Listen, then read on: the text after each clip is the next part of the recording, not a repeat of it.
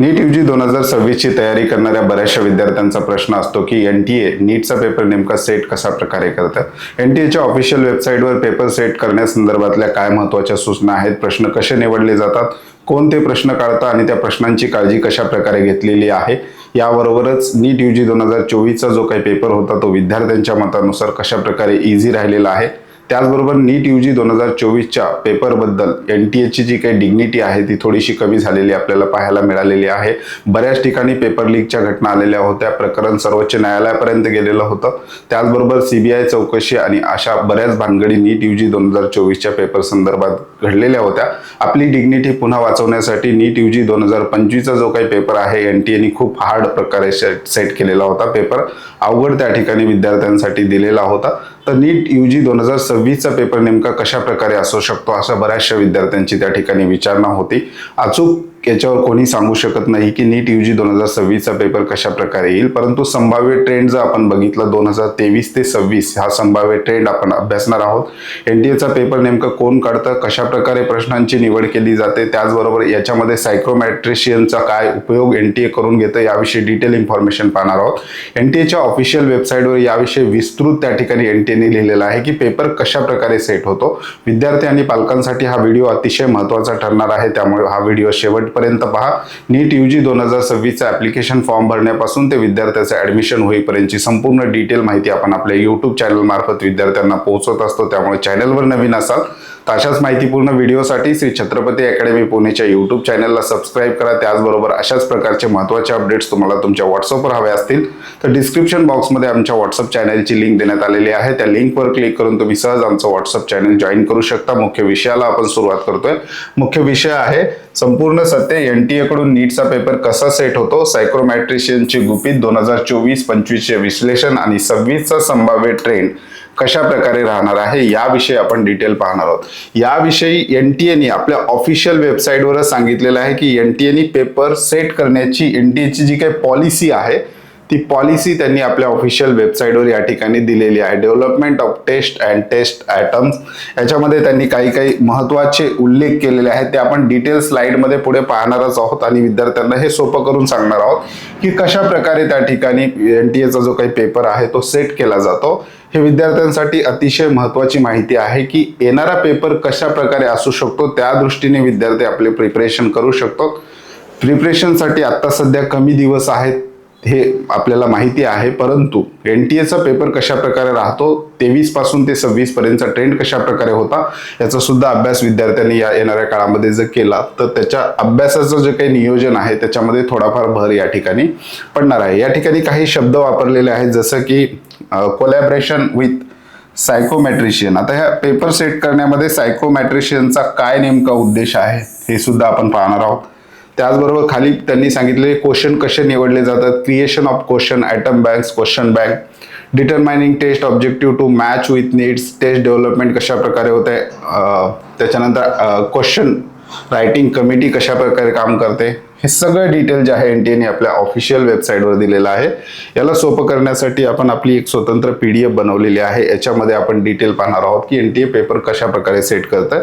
तत्पूर्वी NEET UG 2026 Chhatrapati academy पुणेच्या paid counselling सर्व्हिसला सुद्धा आम्ही सुरुवात केलेली आहे। याच्यामध्ये विद्यार्थ्याचा ऍप्लिकेशन फॉर्म भरण्यापासून ते ऍडमिशन होईपर्यंतचे संपूर्ण महत्त्वाचे गायडन्स, त्याचबरोबर संपूर्ण सर्व्हिस विद्यार्थ्यांना प्रोव्हाइड केल्या जातात। ज्या विद्यार्थ्यांना श्री छत्रपती अकॅडमी पुणेच्या पेड काउन्सिलिंग सर्व्हिसमध्ये सहभागी व्हायचं आहे अशा विद्यार्थ्यांसाठी आमच्या स्क्रीनवर तसंच आमच्या डिस्क्रिप्शन बॉक्समध्ये आमचे कॉन्टॅक्ट नंबर दिलेले आहेत, त्याचबरोबर आमचा ॲड्रेस दिलेला आहे, त्या नंबरला कॉल किंवा मेसेज करून तुम्ही आमच्या पेड काउन्सिलिंग सर्व्हिस विषयी अधिक माहिती घेऊ शकता। कट ऑफसाठी आपलं स्वतंत्र कट ऑफ मंत्र ॲप आहे, याच्यामध्ये प्रत्येक कॉलेजचा category wise cut off, fee structure, शासनाचे महत्त्वाचे GR एकत्रित विद्यार्थ्यांना मिळावेत म्हणून हे ॲप डेव्हलप केलेलं आहे। ॲपची लिंक सुद्धा डिस्क्रिप्शन बॉक्समध्ये आपण दिलेली आहे। पुढे जाऊयात, नीट परीक्षा आणि विद्यार्थ्यांच्या मनातील भीती, अवाढव्य व्याप्ती। जर आपण बघितलं तर नीट परीक्षा जी आहे भारत देशामध्ये सगळ्यात जास्त विद्यार्थी कुठल्या परीक्षेची तयारी करत असतील तर नीटची परीक्षा आहे 12वीच्या नंतर। आता याच्यामध्ये अवाढव्य व्याप्ती 24 लाखाहून अधिक विद्यार्थ्यांचा या ठिकाणी सहभाग असतो। गेल्या 2 वर्षातील गोंधळ, 2024 मधील अति सोपा निकाल विरुद्ध 2025 मधील अति कठीण अनुभव. हा दोन्ही अनुभवातून विद्यार्थी महाराष्ट्र राज्यातले गेलेले आहेत, त्याचबरोबर संपूर्ण देशभरातील विद्यार्थी गेलेले आहेत. ज्यांनी 2024ला पेपर दिलेला होता त्यांच्यासाठी अति सोपा पेपर होता, मेरिट एकदम हाय होतं, सगळ्याच विद्यार्थ्यांना खूप चांगले मार्क्स त्या ठिकाणी मिळालेले होते. परंतु या 2024च्या पेपरमुळे एनटीएची जी काही डिग्निटी लूज झालेली होती ती रिकव्हर करण्यासाठी एनटीएने 2025 मध्ये सायकोमॅट्रिशियनचा योग्य वापर करून 2025चा जो पेपर आहे तो एकदम हार्ड सेट केलेला होता आणि मेरिट जे आहे ते ऑटोमॅटिक या ठिकाणी डाऊन झालेलं होतं. तर 26ला कशा प्रकारे असणार आहे हे आपण पुढील स्लाइडमध्ये पाहणार आहोत. एक सत्य आहे, एनटीएची प्रक्रिया ही मानवी हस्तक्षेपाविना पूर्णपणे वैज्ञानिक आणि सांख्यिकी स्टॅटिस्टिकल सूत्रावर चालते. ही कोणतीही योगायोगाची घटना नसते. एनटीएने ते जे काही इन्फॉर्मेशन आपण अगोदर त्यांच्या वेबसाईटवर पाहिलेली आहे त्याच्यामध्ये क्लिअर सांगितलेलं आहे, पेपर सेट करण्यासाठी एक कमिटी असते, कमिटीकडून प्रश्न घेतले जातात, परंतु प्रश्न निवडण्याचं जे काही अधिकार आहे ते पूर्णतः सॉफ्टवेअर बेस आहे. मानवी हस्तक्षेपाशिवाय त्या ठिकाणी प्रश्न त्या ठिकाणी एक्झामसाठी निवडले जातात. कशा प्रकारे निवडले जातात ते सुद्धा आपण पाहूयात. पेपरचा पाया, एनएमसी आणि एनसीआरटीचे कडक नियम, अधिकृत अभ्यासक्रम, पेपरची चौकट नॅशनल मेडिकल कमिशन एनएमसीच्या अद्ययावत अभ्यासक्रमानुसार ठरते. एनसीआरटीचे महत्व, 11वी आणि 12वीच्या एनसीआरटी पाठ्यपुस्तकातील मूळ संकल्पनावर आधारित प्रश्नांची निवड करावी अशी कडक सूचना त्या ठिकाणी कमिटीला दिली जाते. म्हणजेच पेपरचा बेस जो आहे तो एनसीआरटी आहे. पेपर खऱ्या अर्थाने कोण बनवतं, एनटीएचा पेपर नेमकं कोण बनवतं हा मुख्य प्रश्न आहे. त्याचं उत्तर शोधण्याचा आपण प्रयत्न करूयात. एक तज्ज्ञांची समिती निवडली जाते, देशातील नामांकित प्राध्यापक आणि तज्ज्ञ डॉक्टरांची गुप्त नियुक्ती केली जाते. म्हणजेच एक तज्ज्ञांची नियुक्ती केली जाते, कमिटी त्या ठिकाणी बसवली जाते. देशभरातील IITs असतील, नामांकित डॉक्टर असतील, प्राध्यापक असतील, अशा लोकांना या कमिटीमध्ये त्या ठिकाणी इन्व्हॉल्व केलं जातं आणि त्यांची एक व्यवस्थित कमिटी बनवली जाते. नवीन प्रश्नांची निर्मिती, बाजारू पुस्तकाऐवजी पूर्णपणे मूळ ओरिजिनल प्रश्न तयार केले जातात. म्हणजे एनसीआरटी बेसवर मार्केटमध्ये एखादं पुस्तक अवेलेबल असेल त्यामधला प्रश्न जशाच्या तसा उचलण्यापेक्षा किंवा एखाद्या टेस्ट सिरीज असतील वेगवेगळ्या कोचिंग क्लासेसच्या त्यामधले प्रश्न जशाच्या तसे उचलण्यापेक्षा एनसीआरटीच्या पुस्तकाचा अभ्यास करून त्याच्यामध्ये मूळ प्रश्न, ओरिजिनल एनटीएचा प्रश्न तयार करण्याचा कल या तज्ज्ञांच्या समितीचा असतो. ह्या समितीमध्ये एका विषयासाठी जवळपास 30 तज्ज्ञ त्या ठिकाणी असतात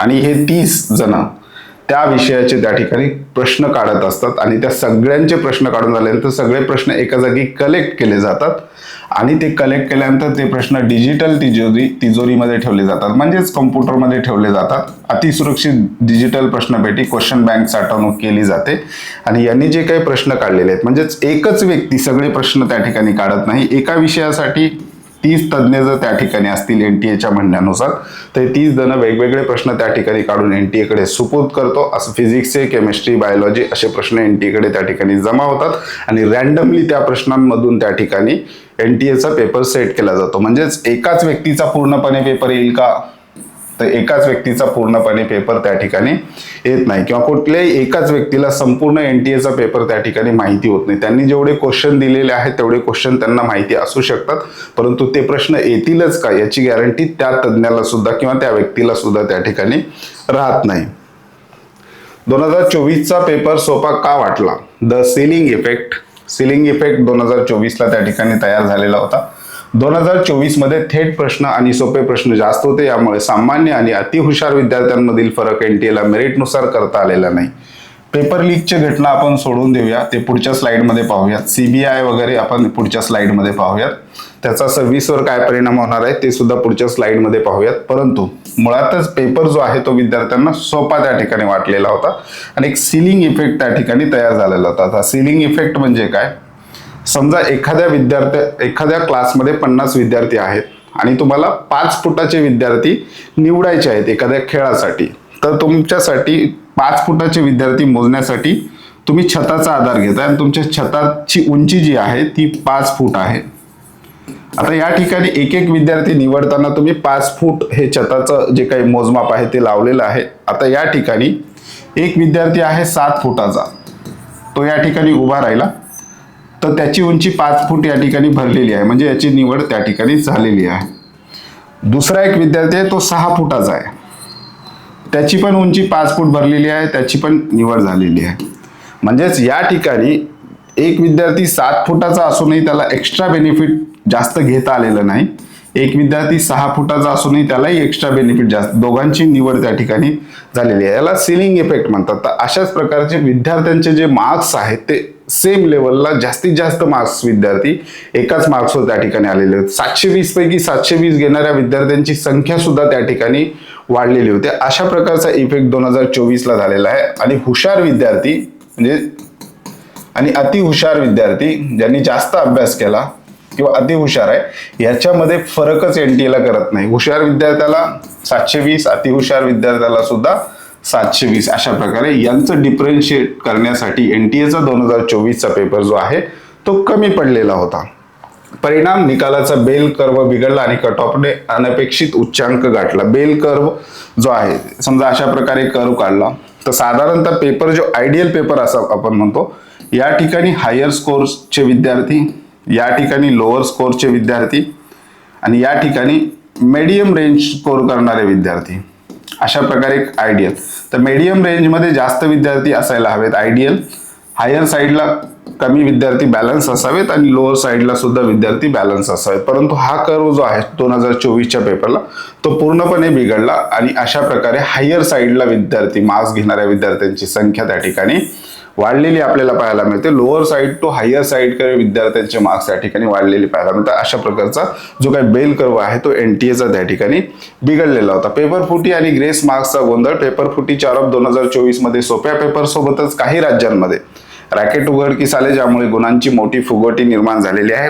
मार्क्स येण्यामध्ये फक्त एनटीएचा पेपरच कारणीभूत नव्हता, तर पेपर लीकच्या सुद्धा घटना घडलेल्या होत्या. विशेषतः गुजरात असेल, बाकी आणखी स्टेटमध्ये जे आहेत पेपर लीकच्या त्या ठिकाणी घटना घडलेल्या होत्या. पुन्हा त्याची सीबीआय चौकशी, विद्यार्थ्यांच्या रोषानंतर प्रकरण सुप्रीम कोर्टापर्यंत सुद्धा या ठिकाणी गेलेलं होतं. त्याच्यानंतर पुढे जाऊयात.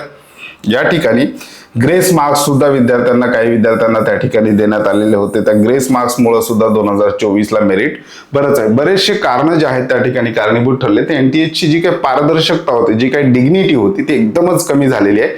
एनटीएवर विद्यार्थी आणि पालकांचा विश्वास त्या ठिकाणी कमी झालेला होता, तो पूर्णपणे कमी झालेला होता. 2025ला एनटीएला आपली डिग्निटी पुन्हा वाढवायची होती, पुन्हा एका स्टेबल लेवलला यायचं होतं. या ठिकाणी एनटीएने सायकोमॅट्रिशियनचे उपयोग करून, ह्या तज्ज्ञांच्या समितीमध्ये सायकोमॅट्रिशियन सुद्धा त्या ठिकाणी असतात, मानसिकतेचा अभ्यास करून किंवा प्रश्नांची निवड कशा प्रकारे, म्हणजेच केवळ उत्तर न देणार, उत्तर विद्यार्थ्यांनी शोधले तर विद्यार्थ्याची ॲबिलिटी सुद्धा त्या ठिकाणी चेक झाली पाहिजे, त्याची कॅपॅसिटी चेक झाली पाहिजे, त्याचा अभ्यास, त्याचं डीप नॉलेज हे सगळं चेक झालं पाहिजे. याची काळजी जी घेणारे आहेत ते सायकोमॅट्रिशियन त्या ठिकाणी असतात.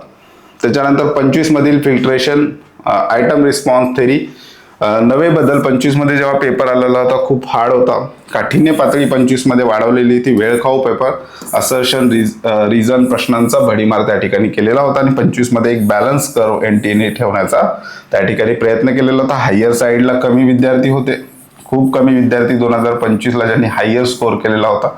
मिड रेंजमध्ये विद्यार्थ्यांची संख्या वाढवण्याचा प्रयत्न केलेला होता आणि लोअर साईडला विद्यार्थी थोडेसे जास्त होते. म्हणजेच खूप हार्ड पेपर जो आहे तो एनटीएने 2025चा सेट केलेला होता. काही 1-2 प्रकरणं सोडली तर एनटीएने 2025चा पेपर बऱ्यापैकी व्यवस्थित त्या ठिकाणी कंडक्ट केलेला होता. त्यामुळे जी काही डिग्निटी आहे ती एनटीएची पुन्हा त्या लेवलला पोहोचण्यासाठी त्या ठिकाणी मदत झालेली होती. आर्टिफिशियल इंटेलिजन्स आणि 50-30-20 फॉर्म्युला काय? आयडियल पेपर सायकोमॅट्रिशियनच्या याच्यानुसार, मतानुसार आयडियल पेपर कसा असतो, 50% सोपे प्रश्न, 30% मॉडरेट प्रश्न आणि 20% कठीण प्रश्न. मानवी हस्तक्षेप 0. अंतिम प्रश्नपत्रिका एआय अल्गोरिदम सॉफ्टवेअरच्या माध्यमातून करत असतील तर आपण त्याला आत्ताच्या भाषेत एआय अल्गोरिदम असं सुद्धा म्हणू शकतो. 13 भाषा आणि फायनल ऑथॉरिटीचा कडक नियम. नीट 2013 प्रादेशिक भाषांमध्ये होतो, म्हणजे नीट यूजी ही परीक्षा 13 प्रादेशिक भाषांमध्ये होते. परंतु जर मराठी किंवा इतर भाषेतील प्रश्नात संदिग्ध आढळली तर इंग्रजी भाषेतील प्रश्न अंतिम आणि बरोबर मानला जातो. हा विद्यार्थ्यांना रूल ऑलरेडी माहीत आहे. पेपरची गोपनीयता, मल्टिपल सेट्स, पेपर फुटी टाळण्यासाठी एकाच वेळी अनेक सेट तयार होतात. म्हणजे जे काही तज्ज्ञ आहेत त्यांनी प्रश्न निवडल्यानंतर त्या प्रश्नांमधून एकच पेपर सेट होत नाही, एक जवळपास 3 ते 4 पेपर सेट केले जातात आणि रॅन्डमली याच्यातला एक पेपर फायनल परीक्षेसाठी त्या ठिकाणी निवडला जातो. स्टॅटिस्टिक विश्लेषणाद्वारे चुकीचे प्रश्न शोधले जातात व बोनस गुण दिले जातात. म्हणजेच एखादा प्रश्न चुकीचा असेल तर तो तपासला जातो आणि जो खरंच चुकीचा असेल तर विद्यार्थ्यांना बोनस गुण किंवा मार्क्स कशा प्रकारे दिले जातात याविषयी डिटेल व्हिडिओ आपण आपल्या युट्यूब चॅनलवर ऑलरेडी बनवलेला आहे, ते तुम्ही त्या ठिकाणी जाऊन पाहू शकता.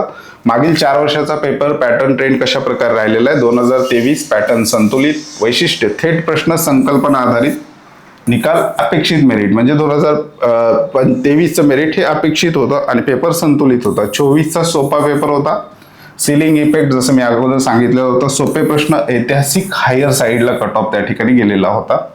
25 पेपर कठीण, वैशिष्ट्य फिल्ट्रेशन आणि वेळखाऊ, मेरिट संतुलित करण्याचा पूर्णपणे प्रयत्न एनटीएने केलेला होता. आणि 26चा अपेक्षित पेपर कसा असू शकतो तर या तिन्हीचा सुवर्ण मध्ये साधण्याचा प्रयत्न एनटीए या ठिकाणी करू शकतो. 50-30-20 नियम किंवा वेळेचे नियोजन, निकाल मेरिट, निर्णायक आणि टाइम मॅनेजमेंट. म्हणजेच पेपर माझ्या मतानुसार या ठिकाणी पेपर जो आहे मॉडरेट टू हार्ड अशा प्रकारे जाण्याची शक्यता नीट 2026च्या पेपरची आहे. याविषयी तुमचं काही मत असेल तर तुम्ही कमेंट बॉक्समध्ये त्या ठिकाणी सांगू शकता. ज्या विद्यार्थ्यांना पेड काउन्सिलिंग सर्व्हिसमध्ये सहभागी व्हायचं आहे अशा विद्यार्थ्यांसाठी आमचे कॉन्टॅक्ट नंबर आहेत. या नंबरला कॉल किंवा मेसेज करून तुम्ही आमच्या पेड काउन्सिलिंग सर्व्हिसमध्ये सहभागी होऊ शकता. डिस्क्रिप्शन बॉक्समध्ये आमचा ॲड्रेस दिलेला आहे, त्या ॲड्रेसवर व्हिजिट करूनही तुम्ही पेड काउन्सिलिंग विषयी डिटेल माहिती त्या ठिकाणी घेऊ शकता. ऑनलाईन ॲप्लिकेशनची लिंक आणि व्हॉट्सअपची लिंक डिस्क्रिप्शन बॉक्समध्ये दिलेली आहे. तुर्तास आजच्या व्हिडिओमध्ये आपण इथेच थांबतोय. पुन्हा भेटूयात आणखी एका नव्या आणि माहितीपूर्ण व्हिडिओमध्ये. धन्यवाद.